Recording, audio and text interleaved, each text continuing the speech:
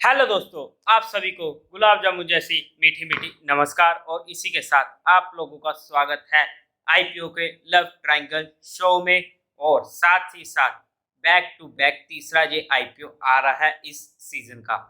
अब पहले दोनों आईपीओ काफी अच्छे गए हैं, हालांकि एक लिस्ट नहीं हुआ लेकिन आईपीओ अच्छा था। पहला आईपीओ ने हमें बम्पर लिस्टिंग दी, अब हमने उसे अप्लाई भी किया, एचएनआई में भी अप्लाई किया और हमें मजेदार रिटर्न मिले हैं। प्रो 40+% के हमें उसमें रिटर्न देखने को मिले। ड्रीम 4 का आईपीओ लिस्ट हो जाएगा, उसके बाद उसका देखेंगे, बट अभी तक काफी अच्छा चल रहा है।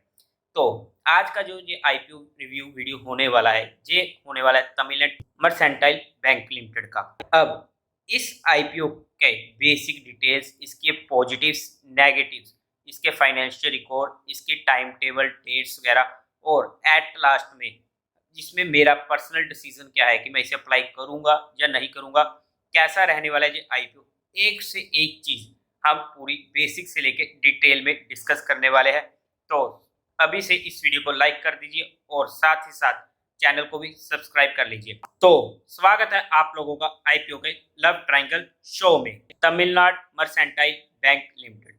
जैसा कि इस आईपीओ के नाम से ही क्लियर है, एक तो कि ये साउथ इंडियन बैंक होने वाला है, उस एरिया का होने वाला है साउथ इंडिया का, और साथ ही साथ ये बैंकिंग सेक्टर का होने वाला है। अगर हम इस आईपीओ की बेसिक डिटेल की बात करते हैं तो ये बैंक इनकॉर्पोरेट हुआ था 1921 में, और ये ओल्डेस्ट प्राइवेट सेक्टर बैंक है अब तक का। ये बैंकिंग और फाइनेंशियल सर्विसेज प्रोवाइड करता है रिटेल कस्टमर्स को और साथ ही साथ एमएसएमई को।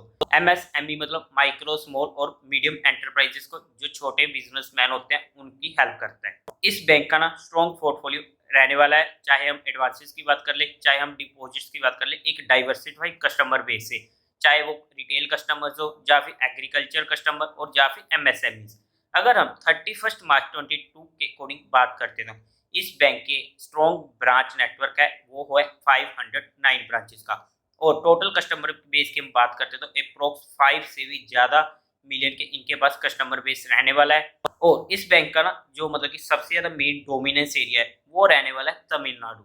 अगर हम ऑल ओवर इंडिया की बात करते हैं तो देखो, इंडिया में भी इनका जो डोमिनेंस आ जाता है वो आ जाता है साउथ इंडिया में, और साउथ इंडिया में भी अगर हम मेजर बात करते हैं तो वो भी सिर्फ तमिलनाडु में। और इसी के साथ साथ इनकी तमिलनाडु में 369 की ब्रांचेस हैं, और इसी के साथ साथ 15 अदर स्टेट्स और 4 यूटीज में भी इस कंपनी की ब्रांचेस हमें मिलने वाली है। अब अगर हम कंपनी के पॉजिटिव्स की बात करते हैं तो एक तो इनको काफी टाइम हो चुका है, ऑलमोस्ट 100 ईयर्स का इनका लॉन्ग टर्म का ट्रैक रहने वाला है। इनका दूसरा पॉइंट, तमिलनाडु में इनका बहुत ज्यादा डोमिनेंस है और ये अभी भी और भी ज्यादा अपने आप को एक्सपैंड करना चाहते हैं कुछ स्ट्रेटेजिक रीजंस में। तीसरा, इनके पास diversified and lower customer base है, चाहे वो रिटेलर हो, चाहे एमएसएमई हो, चाहे एग्रीकल्चर हो। फोर्थ, इनका जो कस्टमर डिपॉजिट बेस है वो भी टाइम टू टाइम इंक्रीज हो रहा है, जो हमें दिखेगा फाइनेंशियल रिकॉर्ड्स में।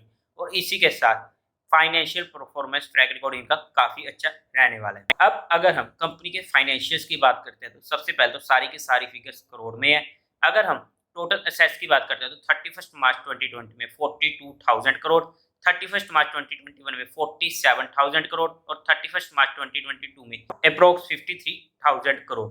मतलब कि लगातार ये इंक्रीज होता जा रहा है, जो काफी अच्छा हो जाता है। और इसी के साथ अगर हम टोटल रेवेन्यू की बात करते हैं, वहां पर भी हमें लगातार इंक्रीज देखने को मिल रहा है। 31 मार्च 2020 में 40 करोड़ के करीब का, 31 मार्च 2021 में 42 करोड़ के करीब का, और 31 मार्च 2022 की बात करते हैं तो अप्रोक्स 4600 करोड़, जहां पर भी हमें कंटिन्यूसली ग्रोइंग रेट ही देखने को मिल रही है।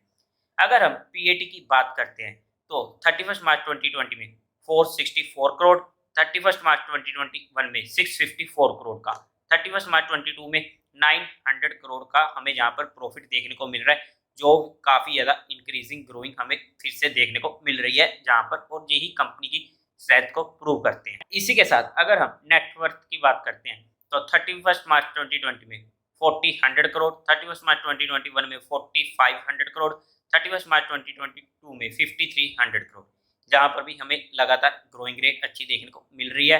रेवेन्यू एंड सरप्लस भी हमें कंटिन्यूसली इंक्रीजिंग होते हुए देखने को मिल रहा है।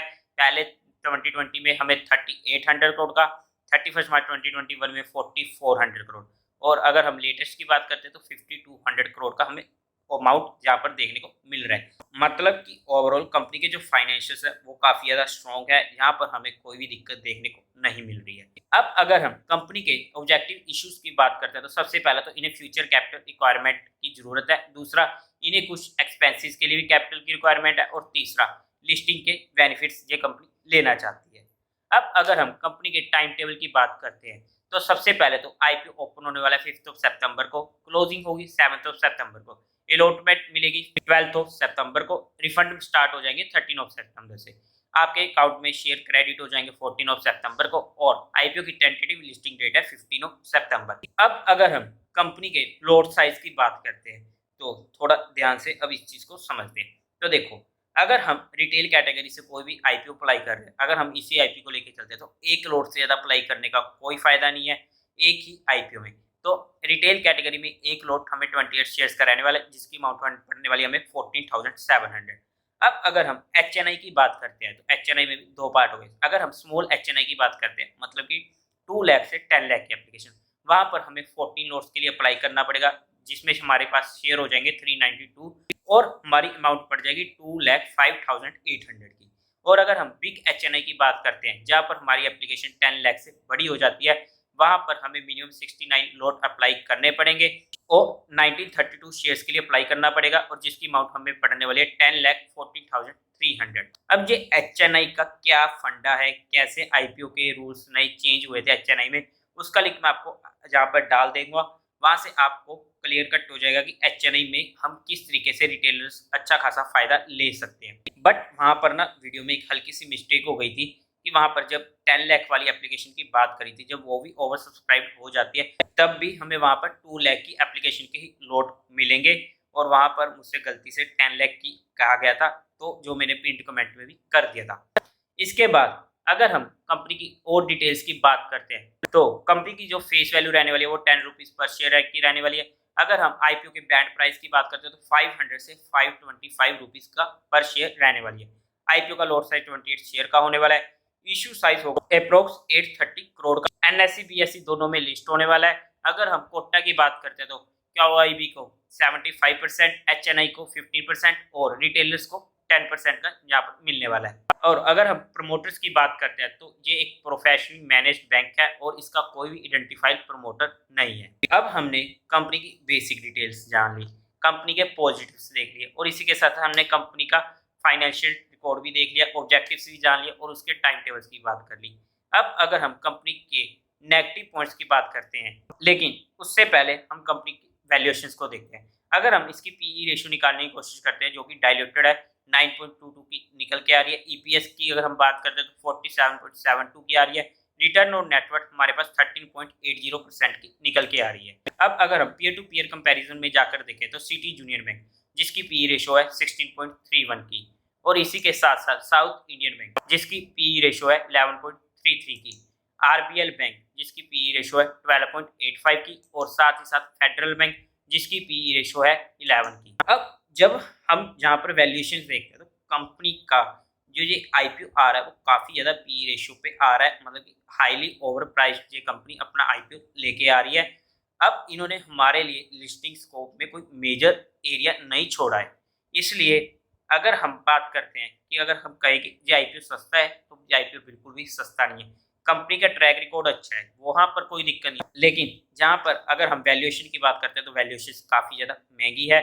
और इसका एक और दूसरा नेगेटिव पॉइंट देखो, बैंकिंग सेक्टर है, हमें पता है कि बैंकिंग सेक्टर में स्कोप होता है, लेकिन अगर हम जहाँ पर देखें तो इसका जो डोमिनेंस है ना वो सिर्फ तमिलनाडु या फिर हम कहें कि साउथ इंडिया में है।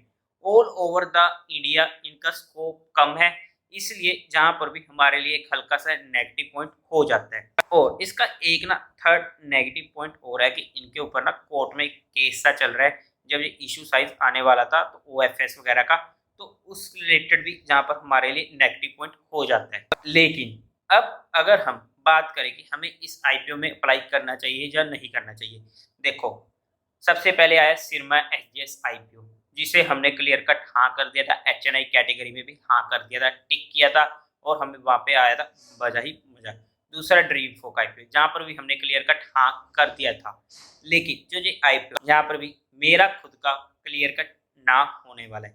अभी के लिए देखो, एटलीस्ट अगर मैं एचएनआई में बात करता हूँ तो एचएनआई में तो मैं इसे अप्लाई करूंगा ही नहीं, क्योंकि बहुत ही ज़्यादा ओवर वैल्यूड है। अगर इसका प्राइस काफ़ी ज़्यादा कम होता, अगर हम कहें कि 425 से नीचे नीचे का होता, फिर वहां पर हम सोच सकते थे। लेकिन अगर हम इस प्राइस पर बात करते हैं 525 के, जहां पर मैं एचएनआई कैटेगरी में तो बिल्कुल भी अप्लाई नहीं करने वाला हूँ। और अगर हम रिटेल कोटा में भी बात करते हैं तो देखो, अगर आप आईपीओ काफ़ी टाइम से अप्लाई करते हो और आपको आज तक कभी आईपीओ लॉट ही नहीं हुआ, तो मतलब कि आप एप्लीकेशन गलत वगैरह लगा रहे हो। तो वहाँ पर भी मैं आपके लिए एक लिंक डाल देता हूँ, जहाँ पर आपको पता लग जाएगा कि आपको सही एप्लीकेशन कैसे लगानी है और क्या-क्या गलतियाँ करते हैं जिससे उन्हें आईपीओ नहीं मिलता।